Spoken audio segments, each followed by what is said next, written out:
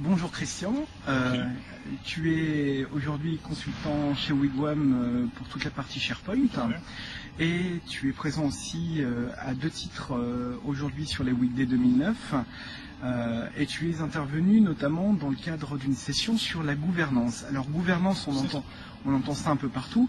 Aujourd'hui, qu'est-ce que la gouvernance sous SharePoint? Alors la gouvernance sous SharePoint, c'est la pierre angulaire de la construction d'un projet SharePoint, quel qu'il soit. C'est le fil rouge qu'on va devoir suivre depuis le moment où on envisage d'installer SharePoint jusqu'en fait toute la durée du projet. Ce n'est pas quelque chose de temporaire pour lequel on va réfléchir en se disant on va faire ceci, on va faire cela et puis on passe à une étape suivante.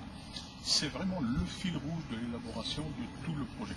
En fait, la gouvernance sera un ensemble de règles, un ensemble de concepts, un ensemble de décisions qui vont piloter l'utilisation, la conception, la création, la gestion, l'installation d'une ferme SharePoint en passant par le choix d'abord, comment va-t-on décider de choisir SharePoint, est-ce que le choix est bon, en passant par après dans l'analyse de l'architecture physique, l'architecture logique, comment vais-je bâtir ma ferme, par collection de sites, par différentes fermes, une seule collection de sites, en fonction de ces décisions, comment vais-je bâtir ma ferme physiquement, je vais avoir besoin de combien de machines, qu'est-ce que je vais implémenter comme solution, du load balancing, du clustering, du log shipping, etc., etc. La gouvernance va aussi beaucoup plus loin que ça, bien sûr, puisque la gouvernance va permettre de déterminer quasiment tous les domaines d'intervention. On pense souvent en gouvernance en termes d'IT. En fait, la gouvernance va bien beaucoup plus loin que l'IT, puisqu'elle s'intéresse non seulement à l'IT, mais aux développeurs. Elle va s'intéresser de la même façon à la logique business, toutes les applications métiers, et elle va s'interroger de la même façon aux usages, aux actionnaires, en fait, qui sont ceux qui investissent quelque part dans la solution et qui payent pour avoir la solution. Donc, par exemple, on va déterminer dans le cadre d'un développement quel est le développeur qui sera chargé d'un développement, qui va décider que c'est ce développeur. Quand le développeur a fait sa solution, comment va-t-il la gérer, à qui va-t-il la confier pour la déployer, est-ce que c'est lui qui va répondre aux remontées de bugs si nécessaire, est-ce que c'est lui qui va les corriger, après à qui doit-il s'adresser s'il est saisi d'une demande. Donc ça c'est la partie bien sûr développement, il va sauvegarder ses sources, on va faire de la réutilisation, on va faire en sorte de ne pas redévelopper la roue, donc vérifier avant de se lancer dans un développement que ça n'existe pas ailleurs déjà. De la même façon, pour l'IT, on va avoir la gestion des droits, on va avoir la gestion des autorisations, on va décider qui va être responsable de quoi, qui aura les droits, qui pourra installer par exemple SharePoint Design, ça fait particulièrement du bruit pour le moment. Au niveau des actionnaires, pourquoi va-t-on le faire, ce qu'on va mettre dedans.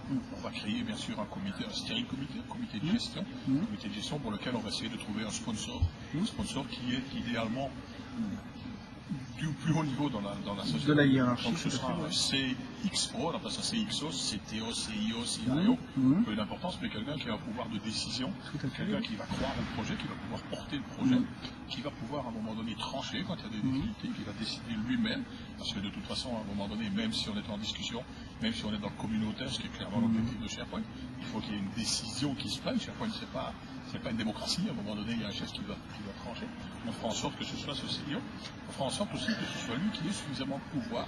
Si à un moment donné, il y a un problème parce qu'on ne dispose pas des machines suffisantes, des licences suffisantes, qu'il ait la possibilité de retourner vers ses actionnaires pour leur dire il y a besoin d'argent, qu'il puisse expliquer, qu'il soit suivi. Donc ça, c'est quelqu'un qui est très très important à ce niveau-là. C'est vrai qu'on sait que c'est un peu viral, hein. Une fois que c'est en place. C'est tout à fait viral. Alors il faut bien savoir que pour le moment, selon les derniers chiffres de Gartner, il y aurait à peu près 48% des sociétés, des entreprises qui ont implémenté d'une façon ou d'une autre SharePoint. Ça veut dire que ça peut très bien être WSS en version gratuite, tout à fait. que ça peut être le Soft Server Express, qui est aussi une version gratuite, mais ça peut être bien sûr la configuration MOS complète. Par contre, ce qu'on sait, c'est que sur ces 48% d'entreprises qui ont installé SharePoint, il y a moins 30% qui ont un plan de gouvernance. Tout à fait. Alors, il y a quelque part, c'est pour nous du pain béni, puisque c'est ce manque de plan de gouvernance qui va diriger l'entreprise directement dans le mur et qui va nous permettre, nous, de travailler. Tout à fait. Alors, bien sûr, on essaierait d'expliquer tout à l'heure, après ma présentation, j'ai une personne qui m'a dit dommage que nous ne savions pas ça il y a 2 ans.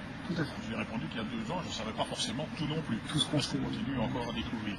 Mais il est en fait certain que je suis beaucoup plus à l'aise maintenant pour pouvoir dire ce que SharePoint ne fait pas.